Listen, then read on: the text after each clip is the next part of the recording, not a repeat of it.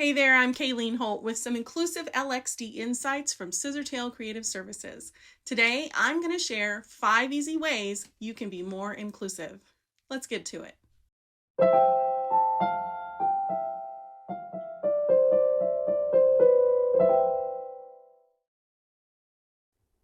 Hello, and welcome to this channel with actionable tips, guidance, and resources to help learning and development professionals be more inclusive.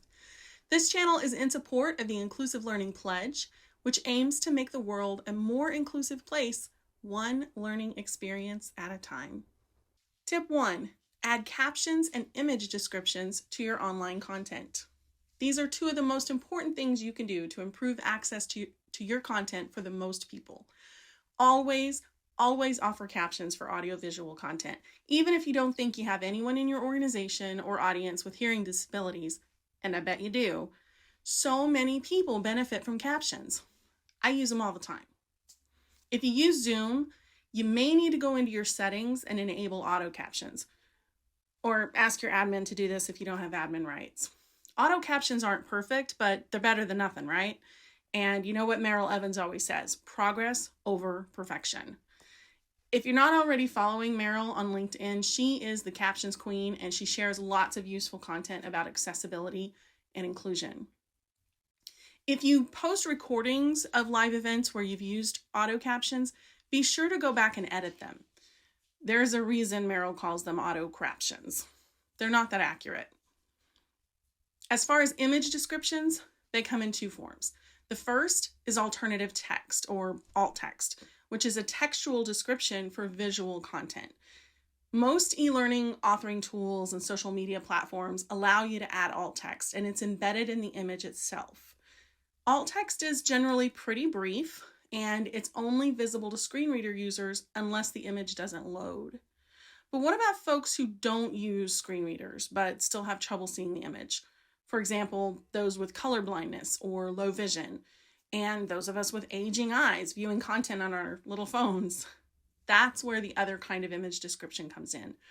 This is text that you can add to your social media post or in your slide notes or in a link in your e-learning course to a longer description. They're especially helpful for complex images like charts that are difficult to fully describe in alt text. If we're truly inclusive, we'll provide multiple ways of accessing information so everyone has access. So the recommendation is to include alt text and an image description if your image is conveying important information. Instead of repeating yourself, you can refer to the full description in the alt text. Tip 2, don't forget diversity. If you're writing a scenario, include characters with multiple types of diversity.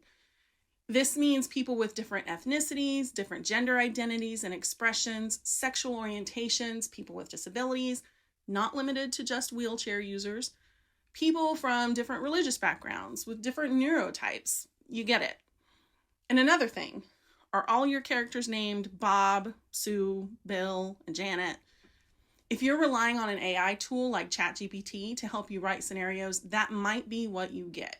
These tools tend to have a very white-centric, very Western-centric viewpoint. So we need to be conscious of that and do better. We also need to be careful to avoid stereotypical representations. This means being mindful of what those stereotypes are and being willing to recognize and address our own biases. That has to be an ongoing process for all of us.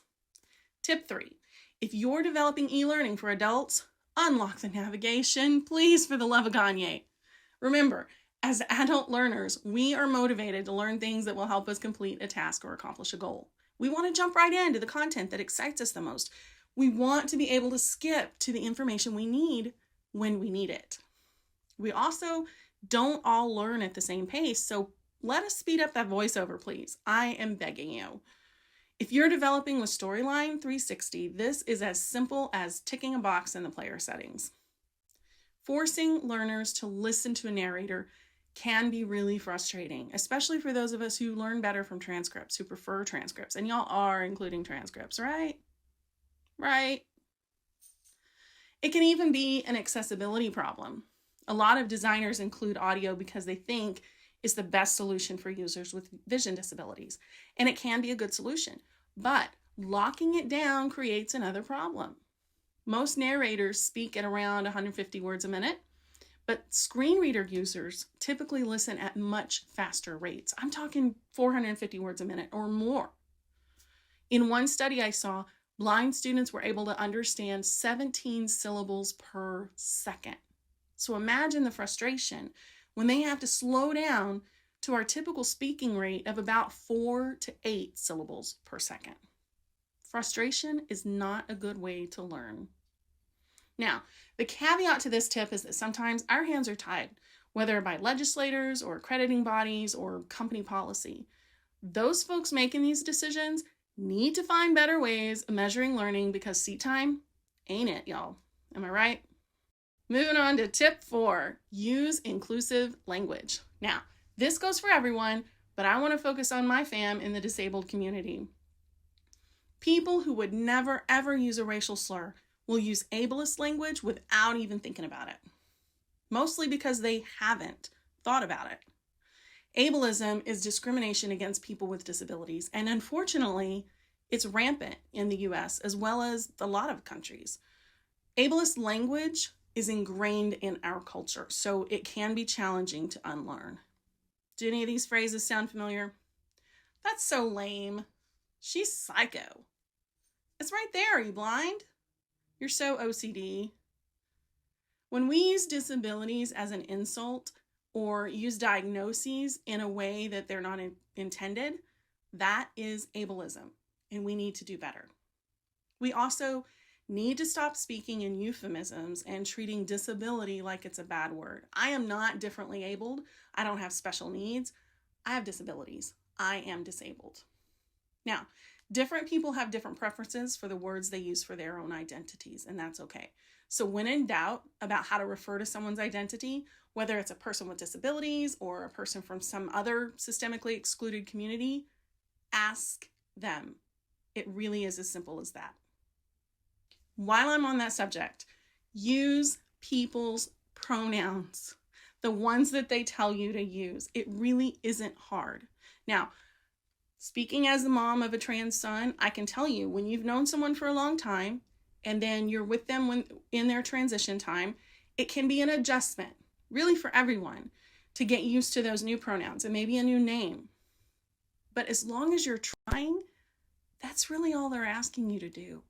Keep trying and don't get offended when you get corrected, and don't apologize profusely, making it all about yourself. Just correct yourself and move on. It's okay. Tip 5, use plain language principles to make content easier to understand. I don't care whether you're designing a course for fast food employees or for rocket scientists. Nobody wants to read dense, wordy paragraphs that you need a PhD to understand. Remember cognitive load theory? That's a thing, right? Our working memory has limited capacity. It's like RAM on an old computer. When you're learning something new, it's like you're opening some bulky program and, storyline, I'm looking at you, sorry. And that program is taking up a lot of RAM. If you've got a bunch of other things open, you might just get that dreaded spinning wheel of death.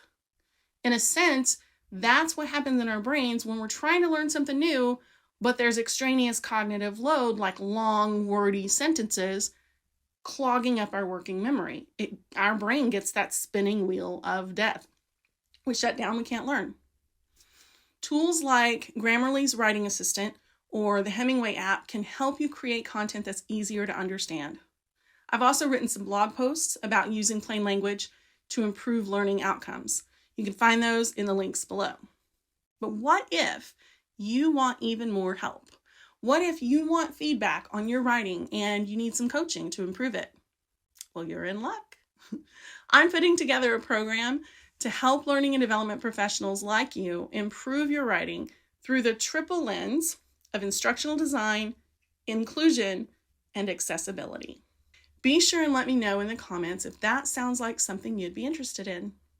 The first offering will be deeply discounted, so be sure to subscribe to this channel, hit that bell to find out when you can enroll. So, to recap, here are 5 easy ways to be more inclusive. 1, Add captions and image descriptions. 2, don't forget diversity. 3, unlock the navigation. 4, use inclusive language. And 5, use plain language principles. Well, that's it for this edition of Inclusive LXD Insights. Please let me know if you found this content valuable. Like, subscribe, comment, share. Y'all know the drill. Till next time, remember, in a world where you can be anything, be inclusive.